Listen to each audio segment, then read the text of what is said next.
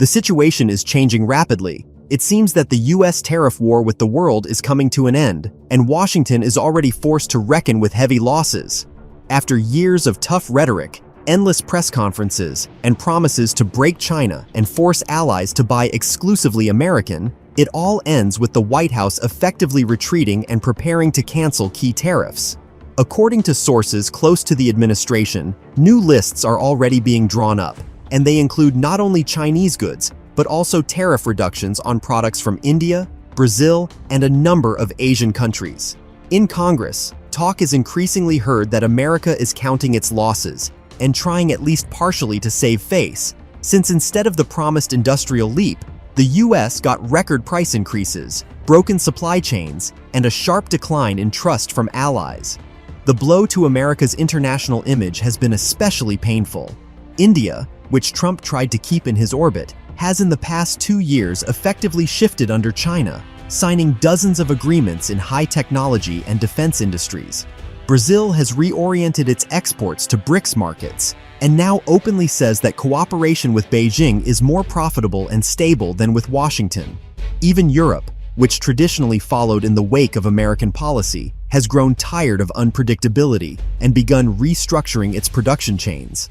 As a result, the United States has found itself in isolation. Instead of dictating the rules of global trade, it is watching a new architecture of the global economy form around China and BRICS.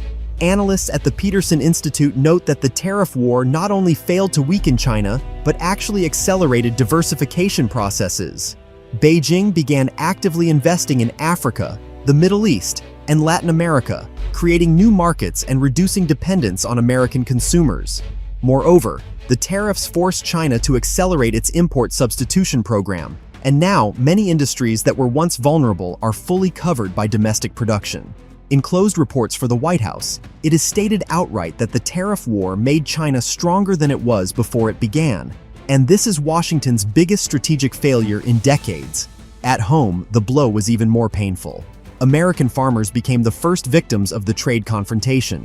When Beijing responded with its own restrictions and stopped buying American soybeans and grain, tens of thousands of farms in Iowa, Nebraska, Kansas, and other states were pushed to the brink of bankruptcy.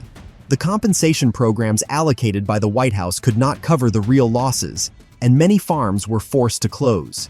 Industry fared no better. The promised jobs never returned, factories did not reopen, and companies instead began rapidly moving production to Mexico, Vietnam, and even Africa to bypass American tariffs. Large corporations found workarounds, supplying goods through third countries, which effectively rendered tariffs meaningless, but at the same time increased costs for American consumers. Research from the Penn-Wharton budget model shows that in the long term, tariffs could reduce US GDP by 6% and cut wages by 5%, while data from Yale's Budget Lab confirm that by the end of 2025, employment will be 500,000 jobs below the projected level. For the White House, this is a political disaster, since the slogan of bringing jobs back was the foundation of the entire campaign. Now that slogan has become a symbol of unfulfilled promises and disappointment. Within the Republican Party itself, a split is brewing. Some conservatives demand to continue a hard line and look for new levers of pressure, but more and more politicians admit that the tariff war has driven the country into a dead end. Economists say bluntly, the US has embarked on a path of self-destructive policy that simultaneously undermines its own industrial sector and weakens its position on the international stage. Allies are increasingly choosing China as a more reliable partner, while developing countries see Washington not as a leader, but as a source of instability. China, meanwhile, is using every US mistake to its advantage, showing that the era of American unipolarity has come to an end. It is strengthening military cooperation with Russia, developing strategic projects in Africa, investing in the Middle East, and creating new trade corridors through the Belt and Road Initiative.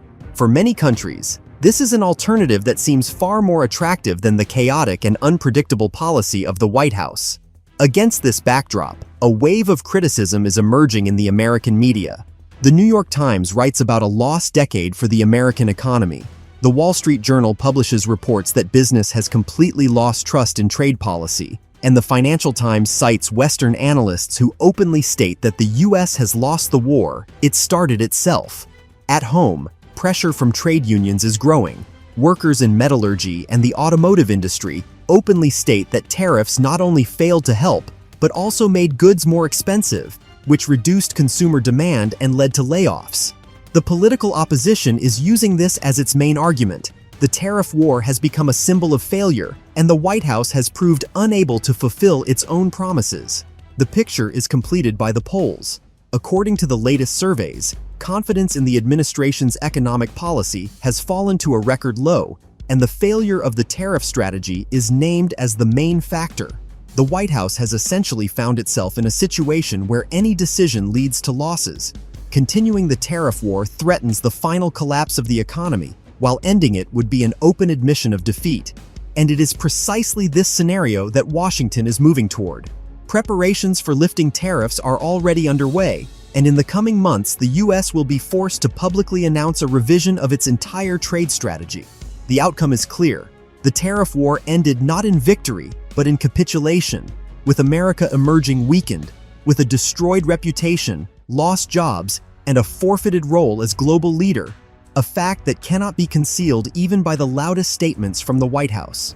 However, the consequences turn out to be even deeper than they appear at first glance.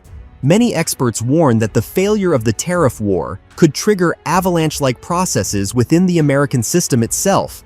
Already today, public debt has reached historic highs, while the combination of high inflation and declining consumer purchasing power is creating a dangerous mix that threatens social stability. Millions of Americans are forced to cut back on food and housing, which stands in stark contrast to images of massive military spending and Washington's attempts to intervene in every global conflict. The United States finds itself in a position where foreign policy consumes resources, while the domestic economy collapses under the weight of its own mistakes.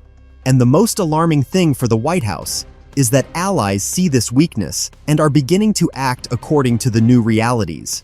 Saudi Arabia and the United Arab Emirates are discussing oil settlements in yuan, Africa is increasingly welcoming Chinese investments, and Latin America is forming new trade blocs without American participation.